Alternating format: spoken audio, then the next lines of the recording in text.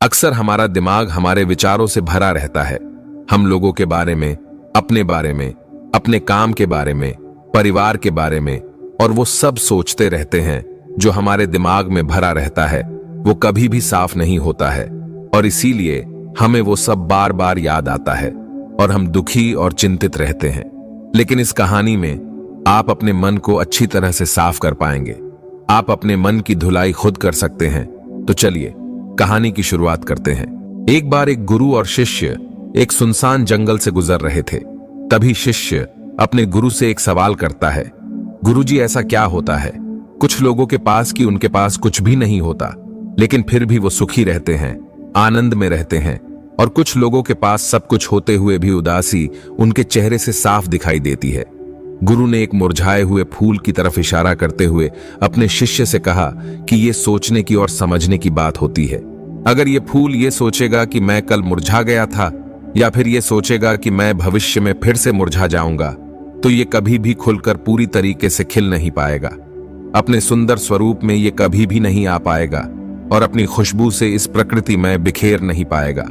इस प्रकार इंसान अपनी अतीत की यादों में खोया रहता है, या फिर अपनी भविष्य की कल्पनाएं करता रहता है। भविष्य के दुखों के बारे में सोचता रहता है, या भूतकाल में जो उसके साथ बुरा घटित हुआ है उसके बारे में सोच सोचकर वो अपने भविष्य के लिए चिंतित होता रहता है।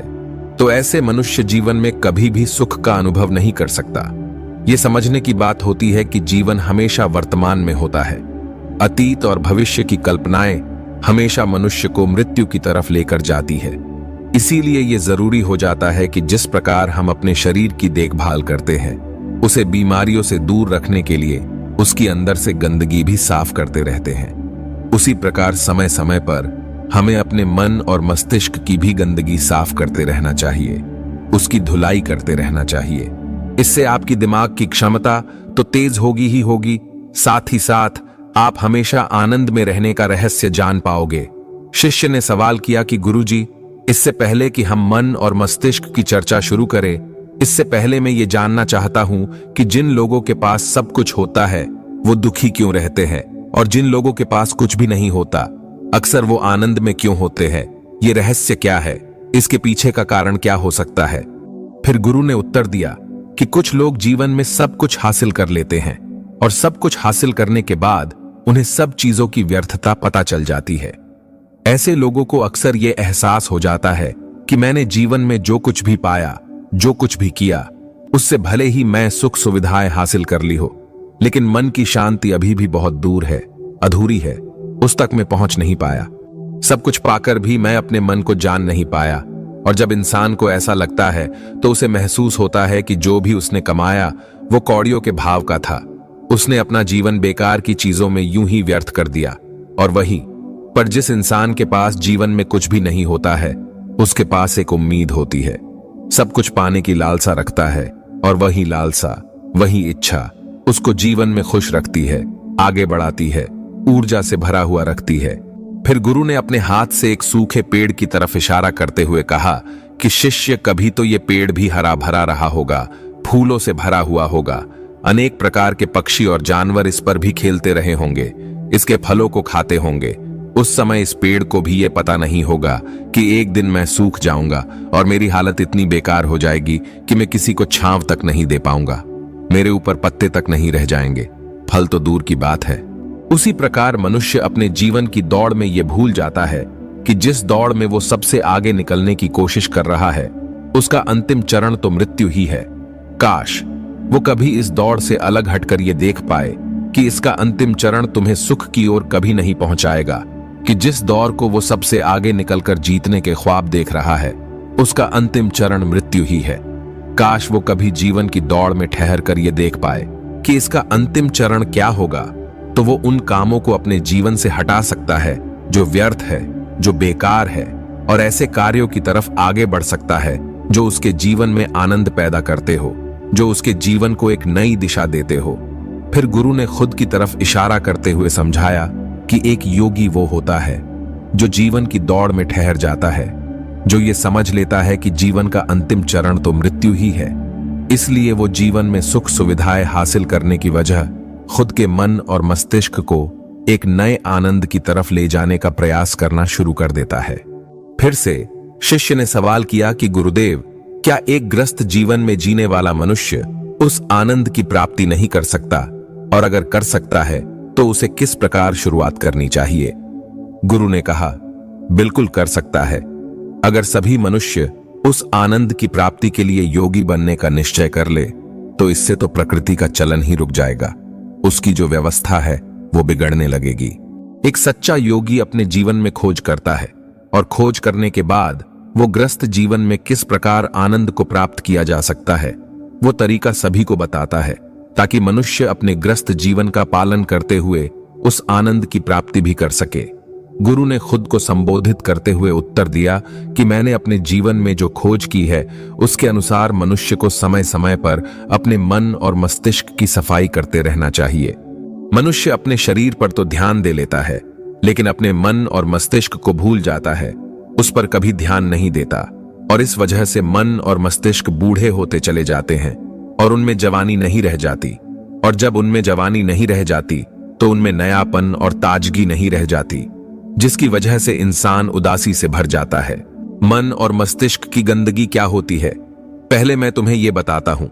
हर मनुष्य के जीवन में कुछ ऐसी घटनाएं घटती है जिनका उसके मनोमस्तिष्क पर बहुत गहरा असर पड़ता है। वो जीवन में उन घटनाओं को भूल नहीं पाते, और वही घटनाएं उनके मन में पूरी तरह से पक्की बैठ जाती है, जो उसके मन में गांठ पैदा कर देती है। और भविष्य में जब भी वो कोई काम करेगा तो ये घटनाएं उसको प्रभावित करेगी, उसके विचारों को, उसके निर्णय को पूरी तरह से बदल कर रख देगी। ऐसे मनुष्य की दृष्टि भी भ्रमित हो जाती है, वो सत्य स्वरूप को नहीं देख पाता। वो चीजों को उन घटनाओं से जोड़कर भ्रमित तरीके से देखता है। उदाहरण के लिए, अगर किसी आदमी ने आपको धोखा दिया तो अब जीवन भर उस आदमी को हमेशा धोखेबाज समझते रहेंगे, उस पर कभी पूर्ण रूप से विश्वास नहीं कर पाएंगे। लेकिन समझने की बात यह होती है कि जिस इंसान ने आपको धोखा दिया वो धोखा उस इंसान के स्वभाव से मिला है, लेकिन उस इंसान के स्वभाव से हमारे दिमाग में उसका एक चित्र छप गया, उसकी एक छवि बन गई, और वो छवि दूसरे आदमी से जब हम संपर्क करते हैं तो बीच में एक दीवार की तरह खड़ी हो जाती है, और इसी वजह से दो लोगों के बीच संबंध स्थापित नहीं हो पाते। जो मनुष्य के लिए सबसे जरूरी यही होता है कि वो अपने आप को अतीत की घटनाओं से फ्री रखे, उन घटनाओं से प्रभावित होकर वो दिमाग में किसी तरह की छवि ना बनाए। कुछ लोग इस बात पर यह सवाल खड़ा कर सकते हैं कि फिर जीवन के अनुभव किस काम आएंगे, लेकिन समझने की बात यह होती है कि हम जीवन के अनुभवों से भी भ्रमित तरीके से ज्ञान लेते हैं, सही तरीके से उनसे सीख ले ही नहीं पाते। शिष्य अपने गुरु की बातों में इतना खो गया कि उसे चलते चलते जंगल के रास्ते में कटे हुए पेड़ दिखाई नहीं दिए, और अचानक उसके पैरों में एक कांटा चुभ गया। गुरु ने उसका कांटा बाहर निकालते हुए उससे पूछा, ये कांटा तुम्हारे पैर में क्यों लगा? इसके पीछे तुम किसे जिम्मेदार मानते हो? गुरु ने कहा कि तुम मुझे भी जिम्मेदार मान सकते हो, क्योंकि मैं तुमसे बातें कर रहा था। क्या तुम खुद को भी जिम्मेवार मान सकते हो कि तुम मेरी बातों में इतना खो गए कि तुम्हारा रास्ते पर ध्यान ही नहीं रहा? क्या तुम इन पेड़ों को जिम्मेवार मान सकते हो जिन्होंने ये कांटे इस रास्ते पर बिछा दिए? शिष्य ने उत्तर दिया कि गुरुदेव, इसमें मैं खुद को ही जिम्मेवार मानता हूं, क्योंकि आप तो अपना काम कर रहे थे और इस पेड़ ने भी अपना काम किया, पर मैं अपना काम पूरे होश पूर्वक नहीं कर पाया। फिर आगे शिष्य ने कहा, अगर मैं चलने पर ध्यान लगाए रहता, अगर मैं आपकी बातों में पूरी तरह से खो नहीं जाता तो मुझे ये कांटा कभी नहीं लगता।